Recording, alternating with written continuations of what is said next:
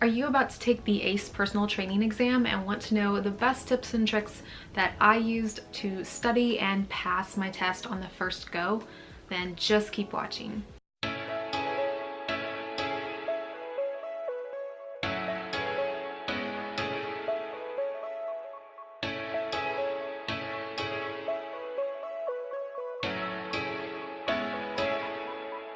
Hold up.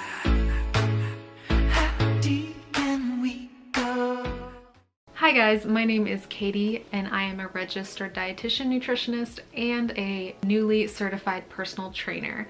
Dark Blue Nutrition is all about building an intuitive and positive relationship with food and fitness.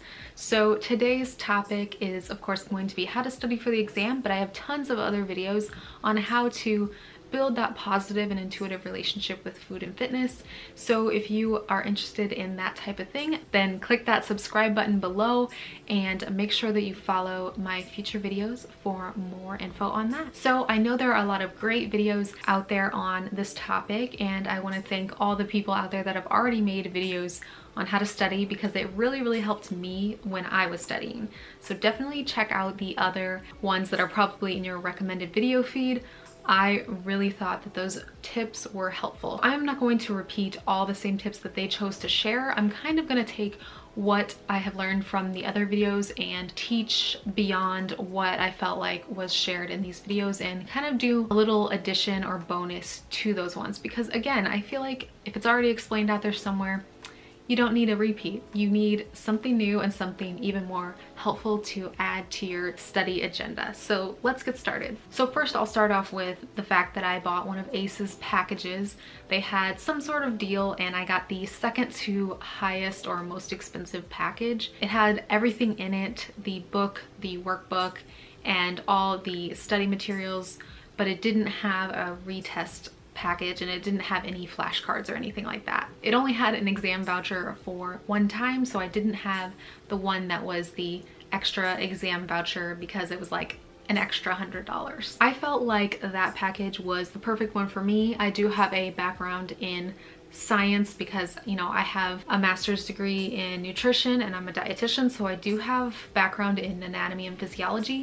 But if you're someone who really struggles with this or you're very brand new, then you might want the test package with the retake voucher. Just totally up to you. Whatever you decide is fine. It's sometimes just good to have that like peace of mind. So I definitely felt like the study material had everything that I needed to pass the exam. However, I would recommend a couple extra things to add to your list just to make sure that you really feel confident on the test day. I don't think that passing a test just has to do with what you know. Of course it does, but for me especially, and for a lot of you out there, I feel like it's all about confidence and about practicing taking similar test questions. So for me, I used what I had from ACE and I read the entire book and I did their test questions, and I also took their practice exams a couple times actually, but I felt like I needed a little bit more. So what I did was go to tests.com and they have a ACE personal trainer set for about 30 bucks, and you can get flashcards that they already made up for you, and they have about 500 questions that you can take, and you can retake those tests, see how you did, see what areas you need to improve upon. And I thought that that was really helpful. I had a similar app for when I took the RD exam, and I just feel like it's really good to know, you know, why your test questions are wrong, what areas you need to spend more time studying in, and just getting in the mode of taking a quiz and taking a test. Because again, sometimes there's only so much we can actually learn before a test, but knowing how to take a multiple choice exam is like a really good skill to have if you're a student or if you're just trying to pass a board exam. I will leave the link to that below, but I thought it was really valuable. I'm glad I signed up for that about a couple weeks before my exam, and I'm glad that I did, so I got that extra studying in. Another thing that I found really helpful was the ACE personal training Facebook group. You can just look this up on Facebook under groups, but I found that they were extremely helpful. They're always very responsive. They're helpful whether you're a personal trainer or you're studying for the exam. Very supportive group. So ask any specific questions that you have in this group and you'll get responses extremely quickly, and no matter what, they'll either explain it themselves or refer you to a page in the book that you need to reflect on and learn something new about. So I really liked them. I'm still a part of the group, and I feel like that's really gonna help me network and just be a part of the personal training community. Another thing that I found online that I didn't hear about in any other videos on YouTube was the Fitness Mentors Personal Training Guide. Another thing that I found online that I didn't hear about in any of the other personal training certification exam videos was the Fitness Mentors Study Guide. I googled ACE Personal Training Study Guide and this just popped up. I wasn't expecting to find a full study guide, but it actually has a review of every single chapter in the ACE textbook like laid out for you. It is awesome, and it's not just like leaving stuff out. It is a full-fledged like 70-page study guide, and it is so helpful. I kept it on my iPad, and I also had a printout that you can see I wrote all over. This isn't the entire study guide, but it's just, I think, chapter 7 through 10. I just really needed a little bit extra help on those chapters, so I printed them out because I kind of like to highlight and I like to write on things, and I just looked at the stuff that I kind of already had a good grasp on in my iPad because I was able to download the PDF and just have it in my iBooks so I could refer to it and study whenever I just had a little bit of spare time. So moving on to a little bit about like what to worry about and what not to worry about. I would say that the biggest thing to not worry about is math. I know that they have a little sheet and a cheat sheet guide to, you know, guide you through any of the math they're gonna have. And there are some very simple math questions on the test, but not as many as you might think. I would know BMI, I would know how to calculate a simple heart rate calculation, and also how to calculate like desirable body weight. Like if they give you someone's weight and fat percentage and say, what would their fat percentage be if they had this much lean body mass?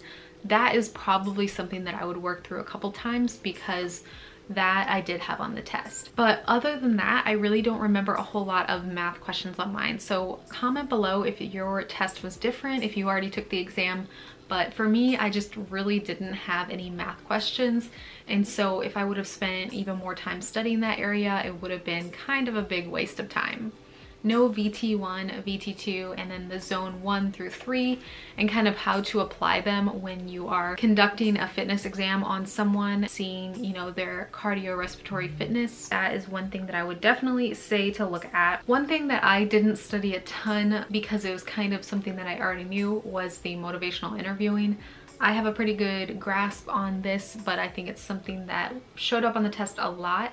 And I think I would have had to study a lot more if I weren't already kind of ingrained in that in my job. And as a dietitian, I just use motivational interviewing so much, it's kind of second nature. But definitely know the trans-theoretical model back and forth and know how to apply it. So if someone is in pre-contemplation, how would you respond? Versus someone in the action phase, how would you respond to them and how would you keep them motivated? Definitely know how to apply that. There is a really good chart online and in the textbook, so look at that chapter and make sure you know it. Definitely know the risk factors and risk stratification and how to apply this when you're doing a fitness assessment. You want to be able to tell if someone needs a doctor approval before they start with you or if they don't. So something that you not only need to memorize the risk factors, but you also need to know how to apply it so you know when to stop and have someone get their approval with their doctor, or if you can go ahead and just work with this client right off the bat. One thing I would also look into is the different fitness assessment sheets and the you know, pre-screening questionnaires. I realized when I was taking some of the tests.com questions that I was getting a lot of these wrong, so I knew that I needed to look back and see what was in a PARQ and what was in a health history questionnaire and kind of know just the basics of those. Not a ton, you don't have to know a lot about them, but just kind of recognize them and know how to apply them. When it comes to test day, I would just say be calm and just take a deep breath and know that you're gonna do great. Tests can be very anxiety provoking, and I know that a lot of us can be very nervous when we go into tests, but the best thing to do is to just feel confident in yourself on the day of and just relax and try not to take it too seriously. I know that sounds really counterproductive, but you've basically done everything that you can up until the test day, so freaking out on the test day is not going to help very much. So I will warn you that the test was pretty long. It's 150 questions, which took me quite some time. I feel like it took me a couple hours, but maybe a little bit less than a couple hours. Make sure to, you know, take a bathroom break if you need it. They will let you out of the exam room if you need it, but your time won't be like stopped or paused. So do what you need to do. I didn't take any breaks personally, but I did start to daze off at the end because I was like, man, this is a long test. But, you know, keep going through them. I didn't take any breaks. I didn't stop. But man, when it got to like 125, I felt like, holy crap, is this ever gonna end? But it did. Yeah, so I hope this is helpful for you, and I hope that you take some of these tips and are able to apply them. I will leave some of the links that I mentioned in the description below. But, ooh, I forgot one thing. So before we go, if you're not a big person on anatomy and physiology, then get some useful tools for learning these things. I did forget to mention that I got an anatomy coloring book. It wasn't in the forefront of my mind because I really didn't use it a ton. I think it would be helpful for someone who knows a little bit less about anatomy and they're just trying to start out. I did color in a couple of the leg muscle pictures and the back muscle pictures because I wasn't as familiar with some of those, but I didn't use this very much. I think it was about 15 bucks on Amazon, so you know, I probably wouldn't have got it if I could go back in time, but it helped. And then another thing that could help you is anatomy flashcards. These were probably about 20 bucks as well, and again, I didn't use them as much as I thought I would, but for specific parts of the body where I was learning or relearning some of the muscles, I felt like it was useful.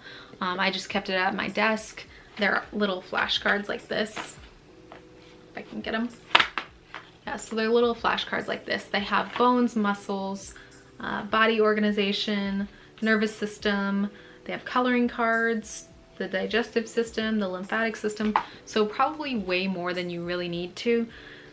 So probably way more than you will ever need to use, but if for some reason you have a class that involves anatomy, then you might like these. So that's all I have for you today. I hope that it was useful, and I hope that you learned a new thing from this video versus some of the others that are out there. Again, just felt like I didn't want to reinvent the wheel and give you information that you'd already heard before. So comment below if you have any extra tips to add for the community that is also taking their exam. And I'll see you guys in the next video. Be sure to subscribe if you're interested in following my videos in the future, and I'll see you guys next time. Bye guys.